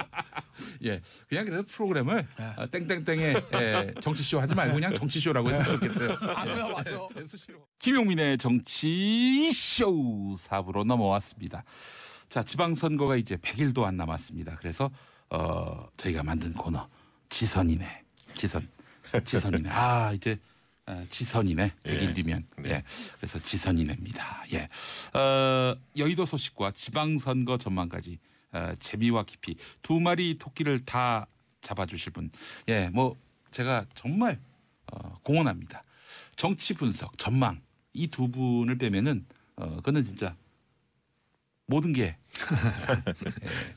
다 들어간 게 아니다라고 얘기할 수 있는 분입니다. 정말 고수 중의 고수. 윈지코리아 박시영 부대표님 어서 오십시오. 네, 반갑습니다. 박시영입니다. 그리고 더모아 윤태곤 정치분석실장님 어서 오십시오. 네, 안녕하세요. 예전에 우리 윤태곤 실장님은 기자실 때 저하고 또 타 라디오 방송에서 방송을 했었는데 그만두신다고 했을 때 굉장히 섭섭했어요. 정말 그만큼 아주 정치 분석 깊이 있는 분석을 해주시고 또 우리 박시영 대표님도 아주 뭐 하루, 열흘, 한 달, 1년 후의 전망도 다 되시는데 1년 뒤 만약 제가 재보선에 나가면 됩니까? 안 됩니다. 농담이었습니다. 저는 제 생애 정치는 끝났습니다. 그렇습니까? SBS 사장님이 들어주셨으면 좋겠습니다. 자, 일단 지방선거 앞두고 요즘 그야말로 대목입니다. 여기저기서 출마 선언이 나오고요.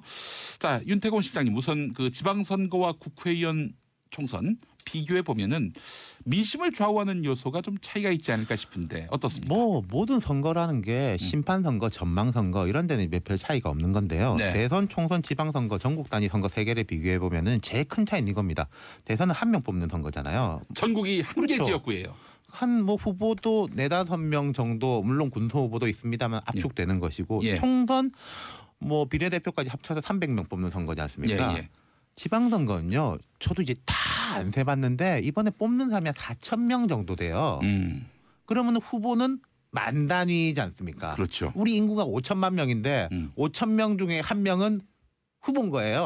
그러네요. 그러니까 이 선거라는 게 어떻게 보면 조직 대 조직. 제일 총력적인 선거가 어떤 면에서는 대선이나 뭐 총선보다 지방선거일 수 있다. 네. 그리고 후보가 10,000명이라는 것은 거기에 대해서 직접 이해관계자, 뭐 아주 가까운 가족이라든지 이 사람이 돼야지 내가 뭐 되고 하는 사람이 한 10만, 20만이 된다는 거죠. 그러겠네요. 예, 말 그대로 풀뿌리 선거죠. 네. 사실은 그 지방선거, 총선, 대선 가장 극명하게 대조가 되는 것이 바로 여론조사 적중도입니다. 네. 뭐 대선은 사실 한 개의 선거구니까 맞추기 쉽죠. 뭐 정말 적중도가 어렵지 않은데 네. 총선은 그보다는 덜하고 네. 지방선거는 거의 여론조사의 무덤이다. 네. 이런 평가가 있습니다. 과거에 그랬었죠. 왜냐하면 과거에 이제 핸드폰 조사, 무선 조사가 그 구조적으로 할 수 없는 부분이 좀 있었습니다. 네. 그러다 보니까 집 전화로 하다 보니까 적중률이 굉장히 떨어졌는데 네. 최근에 어쨌든 안심번호가 도입되면서 휴대폰 가상번호가 도입되면서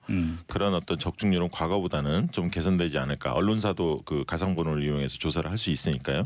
그런 측면이 있고요. 아까 이제 윤태균 대표님께서 말씀하셨는데 이 지방선거의 특징이 뭐냐면 정당 변수 못지않게 인물 변수가 상당히 중요합니다. 그러니까 총선이나 대선 에 비해서는 인물 변수가 훨씬 커진다. 그래서 중앙에서 바람이 쫙 불더라도 그게 그 전체적으로 판세를 좌지우지 못하는 경우가 좀 있습니다. 그러니까 정당 지지도가 높더라도 인물의 경쟁력이 뒷받침되지 않으면 넘어가는 경우가 좀 있습니다.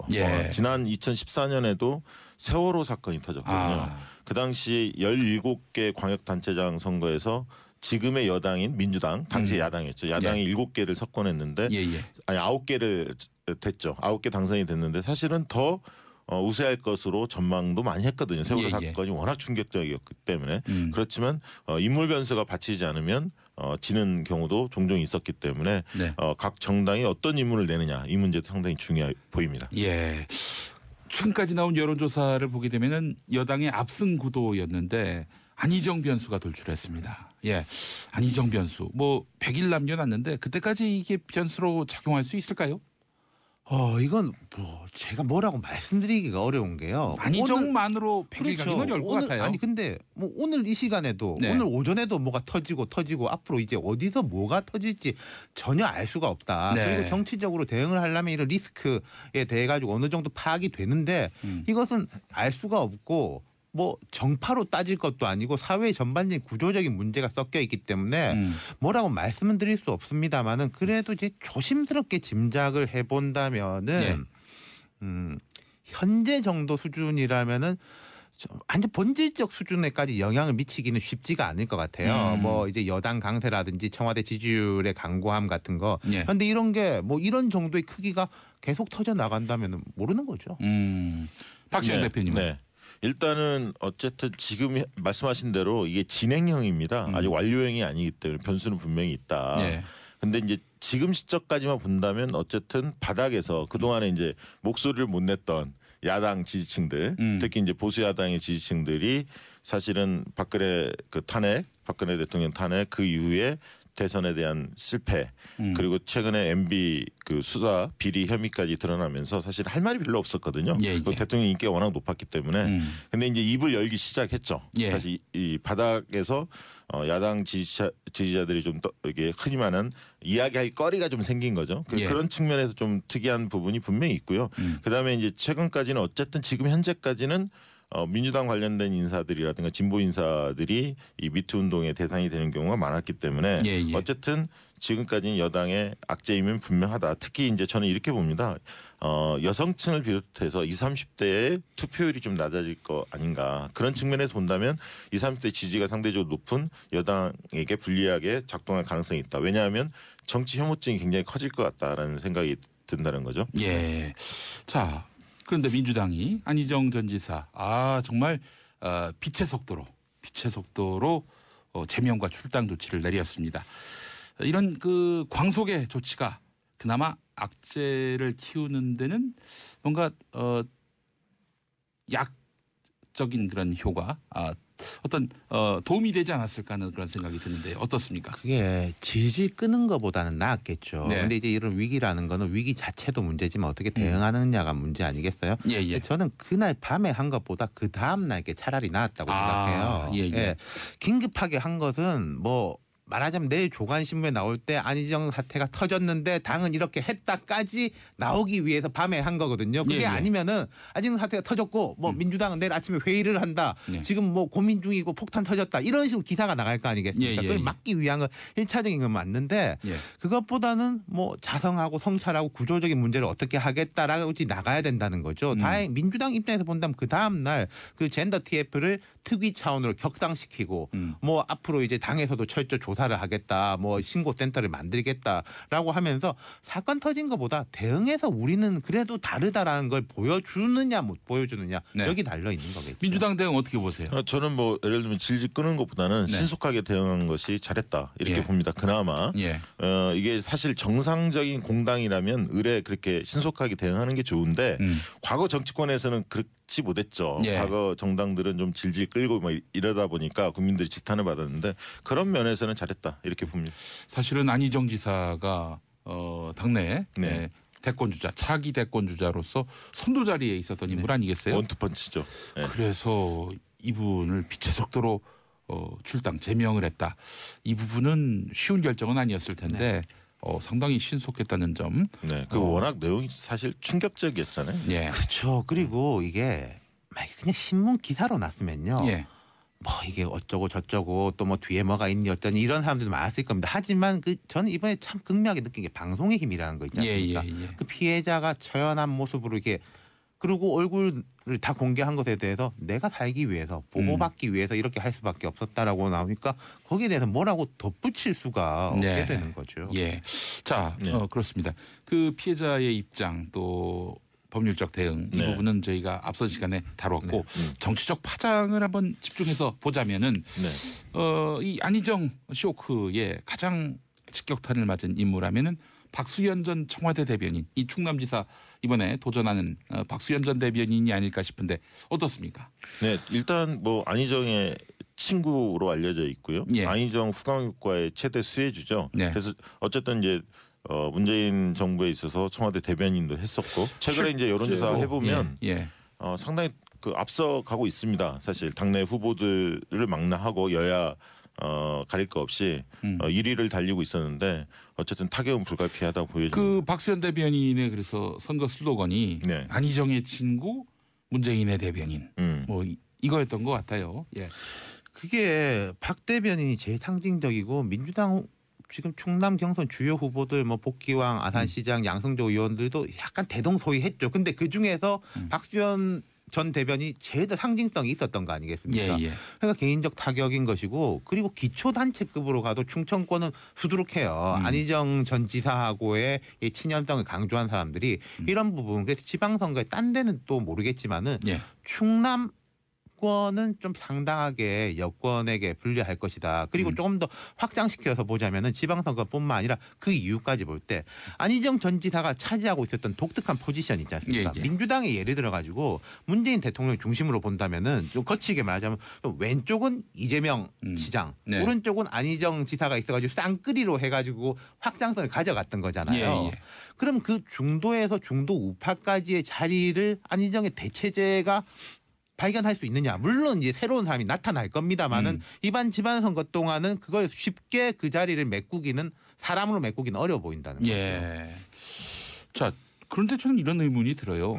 아니 박수현 전 대변인이 예를 들어서 충남 부지사로서 안희정 지사의 이런 성폭행 사실을 알고 있었고 은폐하는데 동참했다. 그러면 비난받을 여지가 상당하고 아울러 뭐 충남지사 출마 자격이 이제 박탈되는 거나 다름없는데 아니 본인은 이 사실을 당연히 인지 못했다고 이야기하고 있고요. 근데 도덕적 책임만으로 이렇게 뭐 박수현 전 대변인 지지율이 떨어진다 뭐 그리고 출마해봐야 안 된다 이런 얘기가 나온다는 것이 좀 이해가 안 돼요. 지금 그렇게 속단할 상황은 아닌 것 같고요. 어떤 뭐 지표가 발표된 적은 없거든요. 여론조사 결과가.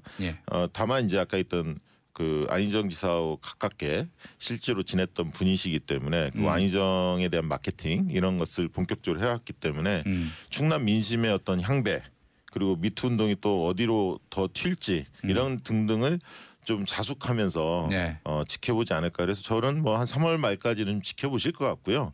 이게 어느 정도 이제 윤곽들이 좀 드러나면 그때 이제 판단을 하시지 않을까 그렇게 생각하는데 제 개인적으로는 그것 때문에 불침한다? 그렇죠. 그건 아니죠. 아니죠. 근데 이제 이런 거는 있어요. 이제 김용민 앵커 말씀하신 게 맞는데 이거 동전의 양면이거든요. 그럼 예를 들어서 안희정 충남지사가 할 때는 자기가 같이 옆에서 안 했는데도 그 후광을 봐가지고 지지율이 오른 게 있지 않습니까? 그럼 이 마이너스인 면도 마찬가지인 거라고 볼 수 있는 거죠. 그러니까 저는 그 박수현 지지층에서 일부 지지율이 이제 떨어질 텐데 이 지지층이 타 후보의 지지로 옮겨가기보다는 유보층으로 빠질 거라는 거죠. 판단 유보층. 그래서 좀 상황을 지켜볼 거라고 보여집니다. 이게 자유한국당 이야기까지 좀 이어서 보자면은 뭐 충분히 야당 입장에서는 공격할 만합니다. 거꾸로 뒤집어 놓는다고 해도 민주당이 공격 안 하겠습니까? 하겠죠. 근데 지금 전 야당이 어떤 포지션을 가져야 갈 거냐. 예를 들어 공격을 한 6을 한다면은 4 정도는 우리도 성찰한다, 반성한다, 돌아보겠다 이런 걸 줄 때 좀 사람들이 신뢰를 줄 건데 뭐 좌파가 더 걸렸으면 좋겠다. 뭐 속으로는 신날 수 있지만은 표정 관리라도 하는 게 필요한데 이런 식으로 하는 게 저는 약간 이해가 안 돼. 물론 자유한국당 입장에서는 그동안에 너무 배가 고팠기 때문에 당장 이게 좀 약간 정신을 못 차리는 듯한 느낌이 나는데 거기도 전략가가 있다면은 아마 그런 판단을 할 거예요. 그렇죠. 그리고 하나 더 말씀드리면 이게 좀 달라진 풍토가 이번에 생길 것 같아요. 뭐냐면 과거에 자세보다는 능력을 좀 중시했거든요. 유권자의 판단 기준이. 근데 이제는 공인으로서의 어떤 자세 이런 부분들을 꼼꼼히 좀 따져볼 것 같고요. 두 번째는 각 당의 공천 기준이 훨씬 더 엄격해질 것 같다. 이런 부분은 분명히 달라질 것 같습니다. 저 사실 그 장제원 대변인이 자유한국당 이런 말을 했지 않습니까? 민주당은 충남지사 공천하지 말라.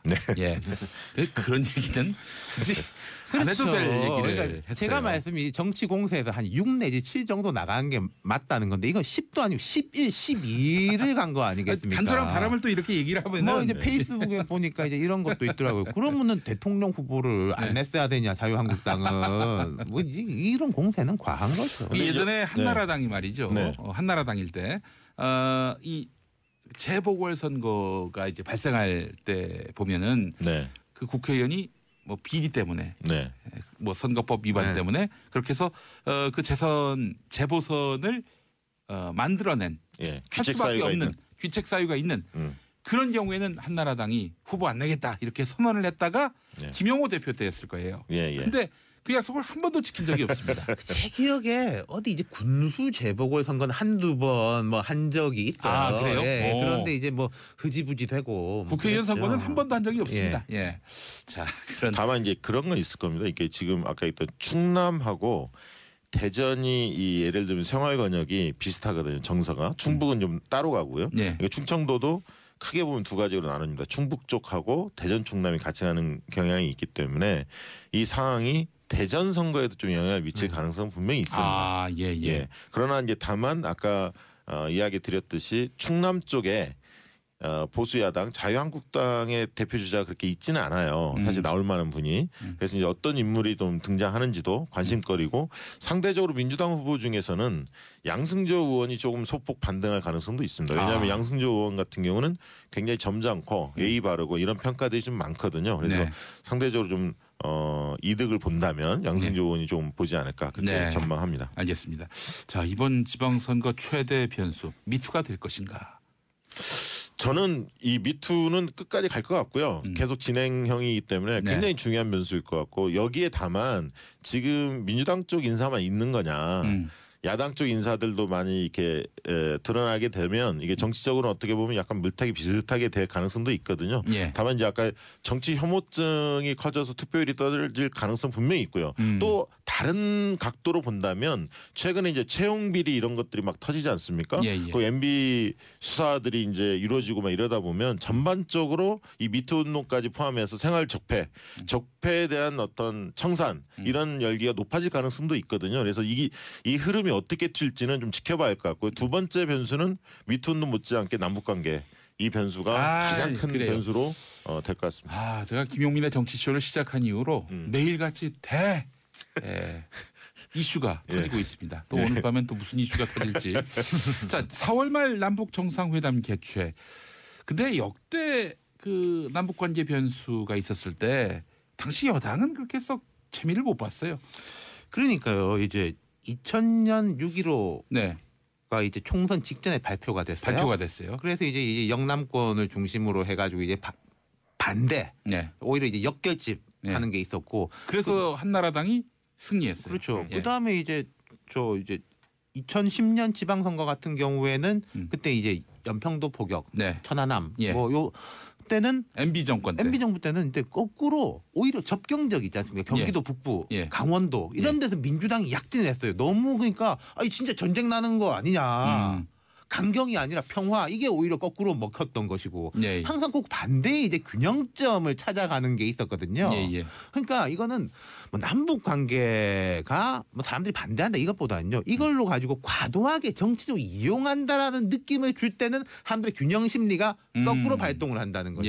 그러면 이거는 이제 야권보다는 여권이 이제 어떻게 이걸 핸들링할 거냐의 문제인데 좀 신중하게 가면은 사람들이 다 잘했다라고 생각할 건데, 아무래도 이제 당장 내일 모레 이제 뭐가 된다 뭐 이런 식으로 하면은 분명히 조금 안 좋아질 수도 있을 거예요. 그 보수층의 역결집을 그렇죠. 부를 수 있을 것이다.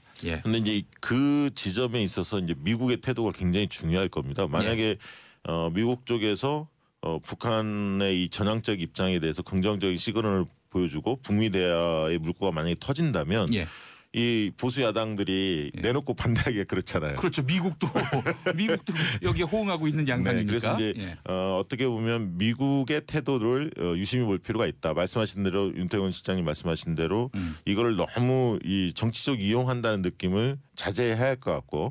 근데 굉장히 지금 어쨌든 격세지감이 느껴지지 않습니까? 너무나 충격적이고 사실은 최근까지 굉장히 한반도가 긴장이 고조됐기 때문에 저는 뭐 시민의 한상으로 굉장히 박수를 쳐드리고 싶습니다. 그러니까 이게 정치적으로 영향만 보자면은 평창 동계올림픽이 어떤 테스트베드 시험대가 됐던 거예요. 아마 청와대나 여당이나 야당이나 다 느꼈을 겁니다. 단일팀 하면 얘네들 와 할 것 같은데 오히려 역풍이 분면. 하지만 또 로키로 나가가지고 또 이제 김여정 뭐 김영철 오더라도 제가 볼 때 이번에 김여정 김영철 같은 경우에도 말을 되게 아꼈잖아요. 과거에는 이 사람들이 왔을 때 약간 남남 갈등 일으키려고 하는 듯한 느낌이 있었는데 이번에 오면은 자기들 때문에 뭔가 좀 뭐 시끄러워지는 걸 원치 않는다는 걸 강력하게 보여줬거든요. 그러니까 이 초반에는 이게 좀 안 좋다가 후반에는 좋았다라는 것을 여당 입장에서 볼 때는 알았고 야당 입장에서 그 거꾸로를 안 거기 때문에 이번 남북 정상회담 국면에 풀려 나가는 데 있어서는 그게 제일 이제 레퍼런스가 되는 거죠. 저는 한마디만 보태고 싶은데 레퍼런스가 무슨 말입니까? 참고 자료.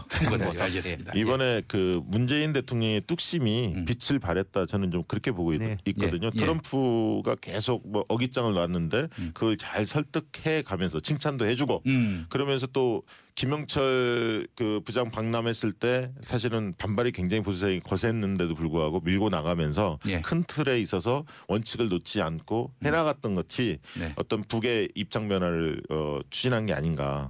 그런 측면에서 문재인 대통령 굉장히 잘했다. 박수 보내드리고 싶습니다. 저는요 진짜 두 분께 여쭙고 싶은 게 있었는데 지난 평창올림픽 얘기가 나와서 그런데요. 그 평창올림픽 때 자유한국당은 평양올림픽 아니냐 이러면서 사실은 굉장히 재를 뿌린 면이 없잖아 있었습니다.